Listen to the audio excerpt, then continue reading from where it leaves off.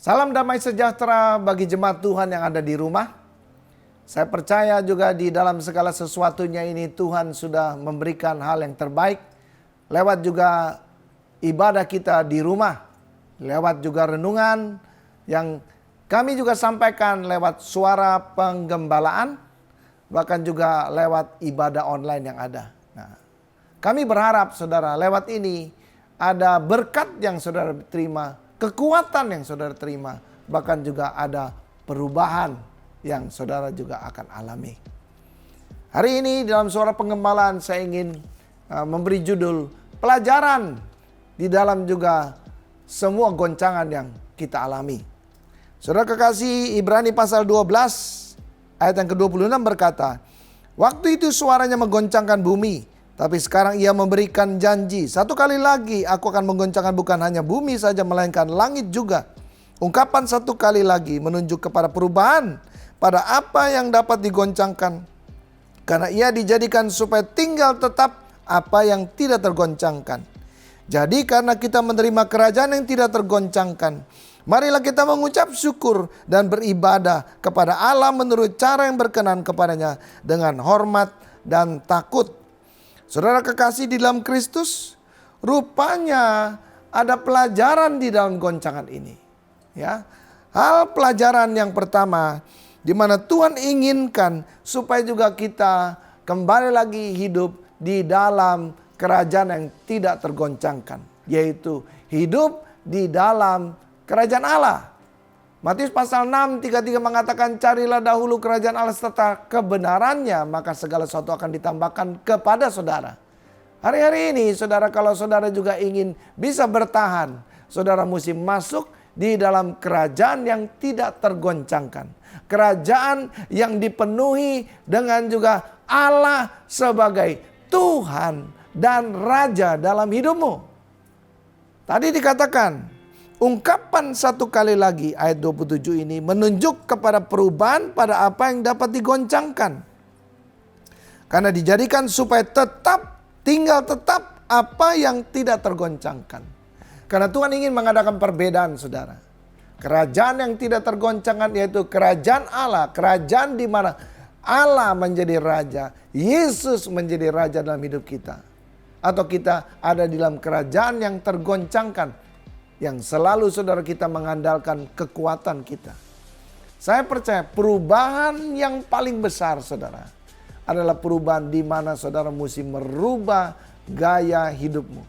Gaya hidupmu tidak lagi juga senternya kepada dirimu, tapi gaya hidupmu harus juga bersenter kepada Allahmu dan orang-orang di sekelilingmu. Karena firman Tuhan katakan katanya, bukan saja kita diminta dalam hukum yang kasih ini, yaitu mengasihi Tuhan saja, tetapi kita harus mengasihi sesama kita. Dan kekasih di dalam Tuhan Yesus, saya percaya kalau saudara juga ini memikirkan untuk juga hidupmu untuk orang lain, saya percaya hidupmu akan lebih panjang.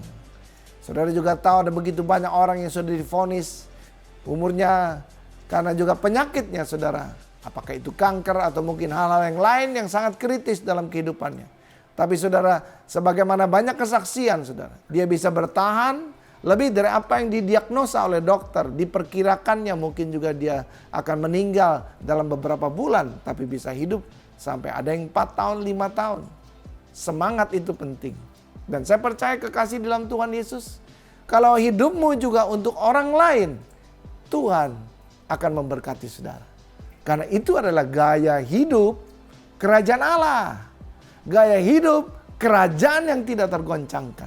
Dan saudara tahu bahwa hari-hari ini ada yang Tuhan inginkan lewat goncangan ini adalah perubahan. Bukan saja gaya hidup kita, tapi pola pikir kita saudara.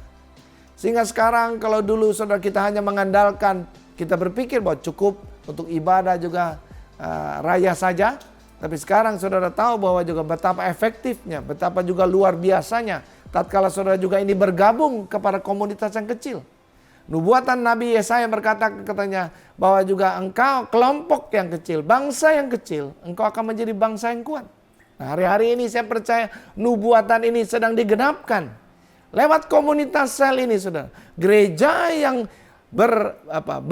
berdasarkan daripada komunitas-komunitas kecil ini, inilah gereja yang bisa bertahan. Ya, katanya di Amerika, saudara, ada 500 gereja-gereja yang hanya mengandalkan ibadah raya ini ingin protes kepada juga negara Amerika. Saya tidak tahu bagaimana ceritanya. Ya, mereka ingin supaya Juni ini mereka dibiarkan untuk juga beribadah. Tapi sekali lagi kekasih dalam Tuhan Yesus, kalau kita juga tahu bagaimana kekuatan komunitas itu adalah segala-galanya. Karena saudara, di dalam Ibrani pasal yang ke-10, kalau saudara juga baca dengan sangat luar biasa sekali, dikatakan ayat yang ke-24, dan marilah kita saling memperhatikan supaya kita saling mendorong dalam kasih dan dalam pekerjaan baik. Janganlah kita menjauhkan diri dari pertemuan ibadah kita seperti dibiasakan oleh beberapa orang, tapi marilah kita saling menasehati dan semakin giat melakukannya menjelang hari Tuhan yang mendekat. Ini adalah akhir zaman dan Tuhan ingatkan kepada kita, saudara. Kalau juga dikatakan ibadah yang sejati, itulah ibadah yang mempersembahkan tubuh kita, saudara.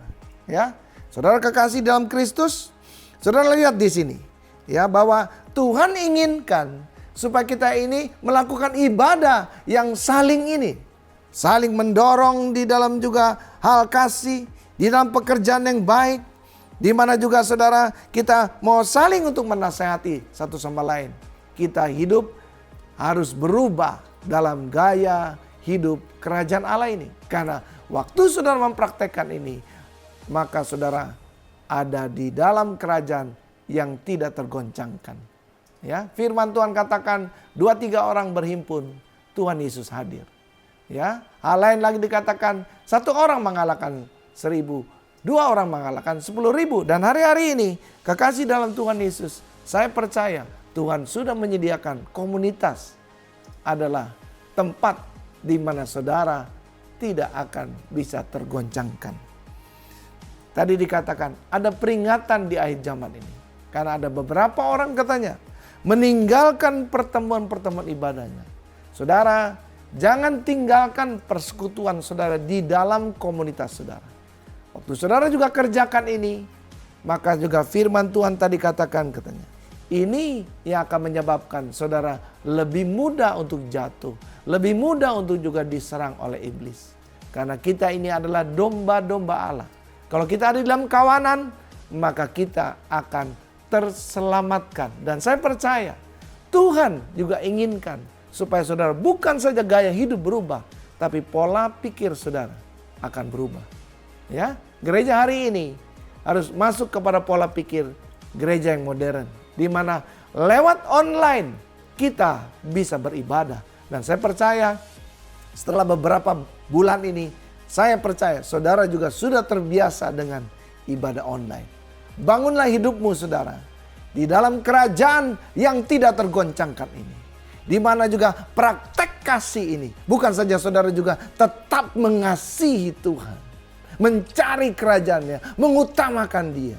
Tapi dikatakan engkau juga mesti mencari kebenarannya. Kebenarannya itu ada juga di antara waktu kita saling mempraktekkan daripada juga kehidupan gaya hidup kerajaan Allah ini di tengah-tengah kita. Mari kita teruskan. Jangan cuma hanya juga pada waktu sekarang saja. Tapi kita ingin teruskan. Terus untuk juga berani untuk berubah. Berubah demi kebaikan dan demi kerajaan Allah, yaitu kerajaan yang tidak tergoncangkan. Tuhan Yesus memberkati saudara.